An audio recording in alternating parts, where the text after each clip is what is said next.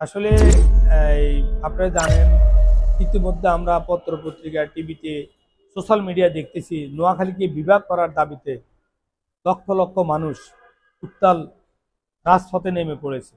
এটা শুধু এখানে না, এই রাজধানী নোয়াখালী ছেড়ে ঢাকা, ঢাকা ছেড়ে দেশের বাইরেও আমরা বিভিন্ন এই মানববন্ধন সভা এবং এই দাবি নিয়ে যৌক্তিকভাবে নোয়াখালী, বৃহত্তর নোয়াখালীর ফেনী এবং লক্ষ্মীপুর এবং নোয়াখালীর লোকজন মাঠে নেমে গিয়েছে এই দাবিতে। এটা আসলে কারণ হলো কি, বাংলাদেশের দক্ষিণ পূর্বাঞ্চলে বৃহত্তর জেলা এই নোয়াখালী জেলা, যেখানে এই অনেক চট্টগ্রাম থেকে অনেক দূরে হওয়ার কারণে এখানে আলাদা একটা জেলার যৌক্তিক দাবি রাখে। এটা এমনি করা দরকার আমি মনে করি। আর আপনারা জানেন এই জেলার অনেক গুরুত্ব রয়েছে। এই জেলাতে জন্ম হয়েছে এই বীরশ্রেষ্ঠ শহীদ মোহাম্মদ রুহুল আমিন, আব্দুল মালেক উকিল, এরপরে আপনার ব্যারিস্টার মওদুদ আহমেদ, বিশেষ করে বর্তমানে ব্যারিস্টার মাহবুবউদ্দিন খোকন একজন এই দেশের অন্যতম একজন ব্যক্তি হিসাবে দেশে ভূমিকা রাখছে। আপনারা জানেন উনি সুপ্রিম কোর্টে বারবার নির্বাচিত সভাপতি এবং সাধারণ সম্পাদকের দায়িত্ব এখনো উনি পালন করে আসছেন। তো এই জেলার আসলে এই অনেক ঐতিহ্য রয়েছে। এই জেলা আন্তর্জাতিকভাবে অনেকের কাছে পরিচিত। যেটা যেমন আপনারা জানেন এই জয়াক গান্ধী আশ্রম, এটা একটা আন্তর্জাতিক সংস্থা যেখানে সারা বিশ্বের লোক এই গান্ধী আশ্রমের কারণে নোয়াখালীকে চিনে। আবার রাম ঠাকুরের আশ্রম, তাদের সারা বিশ্বে এই অনেক সমাধি এই রয়েছে, তার মধ্যে মূল সমাধি রাম ঠাকুরের আমাদের নোয়াখালীর চৌমুহনীতে। আপনারা জানেন বাংলাদেশের চতুর্থ বৃহৎ বাণিজ্য কেন্দ্র নোয়াখালীর চৌমুহনী, যেটা এই জেলার লোকজন অত্যন্ত কর্মঠ। একটা কথায় আছে, তাদের দেশে গেলেও নোয়াখালীর লোককে পাওয়া যায়।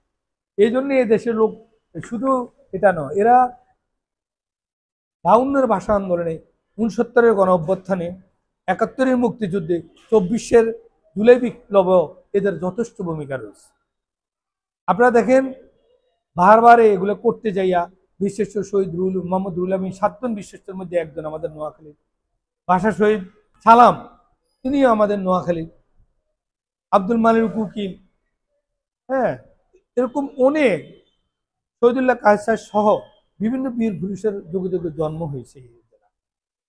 এছাড়াও এই জেলার যারা প্রবাসী রয়েছে, আপনারা জানেন ইতিমধ্যে তারা সারা বিশ্বের মধ্যে রেমডির যুদ্ধে নোয়াখালীতে তারা যথেষ্ট অবদান রাখছে বাংলাদেশের উন্নয়নের ক্ষেত্রে, যেটা একটা দেশের চালিকা শক্তিকে এই উন্নয়নের দিকে নিতে যথেষ্ট সহায়তা করছে। এছাড়াও বাংলাদেশের মধ্যে যে শিল্পপতি রয়েছে প্রায় এই 70 জন, 100 জনের মধ্যে 70 জন আপনার ধনী শিল্পপতি নোয়াখালী রয়েছে, এবং 20 জন ধনীর মধ্যে আপনার 11 জনে আমার এই নোয়াখালী। তাহলে এই নোয়াখালীর মানুষের যে অবদান রয়েছে আন্তর্জাতিকভাবে, যে এটা স্বীকৃতি এবং বিভিন্ন সংস্থার কারণে বিদেশে চিনে, এবং আপনারা জানেন ইতিমধ্যে রোহিঙ্গা ক্যাম্প করে নোয়াখালী রোহিঙ্গাদেরকে জায়গা দিয়া সারা বিশ্বের মধ্যে বারবার পুরস্কৃত হয়েছে, এবং বিশ্বের মধ্যে নোয়াখালীকে স্পেশালভাবে আলাদাভাবে রোহিঙ্গা ক্যাম্প দিয়ে মানবতার ফেরিয়ালা হিসাবে চিহ্নিত।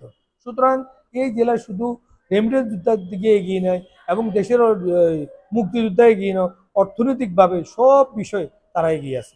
সুতরাং এই জেলাকে কেন বিভাগ দেবে না, আর এটা দাবি বা কেন করবে, এটা যদি পর্যালোচনা করে বর্তমান অন্তর্বর্তীকালীন সরকার, আমার বিশ্বাস এটা নিয়ে আন্দোলনের দরকার হবে না। ওনাদের বিবেচনা আমরা 100 মার্কের মধ্যে 90-99 পেয়ে যাব, কুমিল্লার সেই ক্ষেত্রে হয়তো 10 মার্কও পাবে না। সুতরাং আমি মনে করি অন্তর্বর্তীকালীন সরকার যেহেতু নোয়াখালীর জেলার মানুষ মাঠে নেমে গেছে, শুধু জেলার সীমাবদ্ধ নয়, সেটা ঢাকা তো তারা মানববন্ধন সংবাদ সম্মেলন করছে, এবং দেশের বাইরেও আমরা ইতিমধ্যে দেখেছি সোশ্যাল মিডিয়া অনেকে এই আন্দোলনে নেমে উঠেছে। অন্তর্বর্তীকালীন সরকার সেটাকে গুরুত্ব সহকারে দেখবে এবং বিবেচনা করবে, এবং বিবেচনা করলে যদি আমাদেরকে, আমরা নিশ্চিত নোয়াখালী জেলা বিভাগ ওনারাই দিবে, আমার মনে হয় আমাদের আন্দোলনে নামতে হবে না।